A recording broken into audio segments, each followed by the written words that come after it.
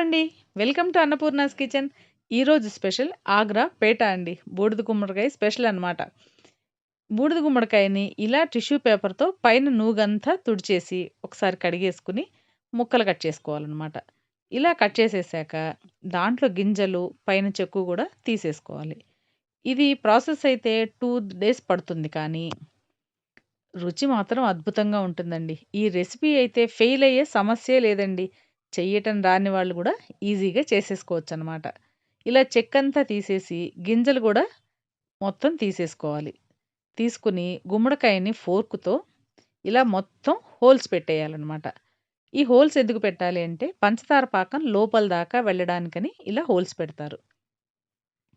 ఇలా హోల్స్ పెట్టుకున్నాక ముక్కలు కట్ చేసేసుకొని, ఒక బౌల్‌లోకి నీళ్లు తీసుకొని, మనం తమలపాకులో వేసుకునే సున్నం 2 స్పూన్లు వేసేసి, ఈ సున్నం నీళ్ళల్లో మనం కట్ చేసి పెట్టుకున్న బూడిద గుమ్మడికాయ ముక్కలు ఒక 8 అవర్స్ లేదా నైట్ అంతా నాననిచ్చేయాలి. మూత పెట్టేసి నానబెట్టేసేయండి. నెక్స్ట్ డే మార్నింగ్‌కి చక్కగా నానిపోతాయన్నమాట.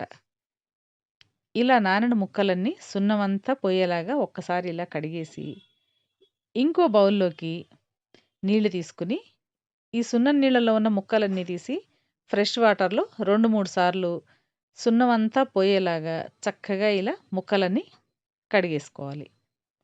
ఇలా కడిగితే పైన లేయర్‌గా ఉన్న సున్నం ఏమన్నా ఉంటే గనక పోతుందనమాట. ఇలా కడుక్కున్న వాటిని ప్లేట్‌లోకి వేసేసుకోండి. ఇప్పుడు గుమ్మడికాయ ముక్కలు ఉడకబెట్టుకోవడానికి ఒక గిన్నెలోకి నీళ్లు తీసుకొని, నీళ్లు తెరిలాక గుమ్మడికాయ ముక్కలన్నీ నీళ్ళల్లో వేసేసి ఒక్క 10 నిమిషాలు ఉడకనిచ్చేయండి. అవి ఉడికేలోపు ఒక మూకుడులోకి ఒక అర కేజీ దాకా పంచదార వేసేసుకొని, కొంచెం నీళ్లు పోసి పంచదార కరగనిచ్చేయాలి. ఈలోపు ముక్కలన్నీ చక్కగా ఉడికి ట్రాన్స్‌పరెంట్‌గా అవ్వాలండి. అప్పుడైతేనే మనకి పేట చాలా బాగా వస్తుందనమాట. ఇలా ట్రాన్స్‌పరెంట్‌గా అయిన ముక్కలన్నిటిని ఒక ప్లేట్‌లోకి తీసేసుకోవాలి. ముక్కలన్నీ చూసారా? ఇలా ట్రాన్స్‌పరెంట్ అవ్వాలనమాట. ఈ ముక్కలన్నిటిని పంచదార కరిగిన పాకంలోకి వేసేసుకోవాలి. పంచదార పాకంలో గుమ్మడికాయ ముక్కలు బాగా ఉడకాలనమాట.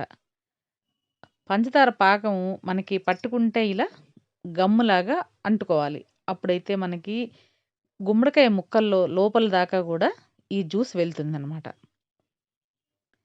ఇలా ఉడికిన గుమ్మడికాయ ముక్కల్ని ఒక ప్లేట్‌లోకి తీసేసుకొని, నైట్ అంతా విడివిడిగా ఆరనిచ్చేసేయాలి.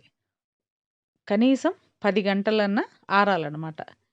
ఇలా ఆరిన ముక్కల్ని మళ్ళీ ఇంకొకసారి పాకంలో వేసి, ఒక్క 10 నిమిషాలు ఉడికిచ్చేసేయండి. ఉడికిచ్చి మళ్ళీ ఒక ప్లేట్‌లో వేసుకొని 10, 12 గంటలు ఆరాక మనకి ఆగ్రా పేట రెడీ అయిపోతుందండి. పైన గట్టిగా, లోపల జ్యూసీగా తయారైపోతుందనమాట. ఎలా ఉంది నా రెసిపీ? మీకు నచ్చిందా? నచ్చితే తప్పకుండా లైక్ చేయండి. మీరు గూడా తప్పకుండా ట్రై చేయండి.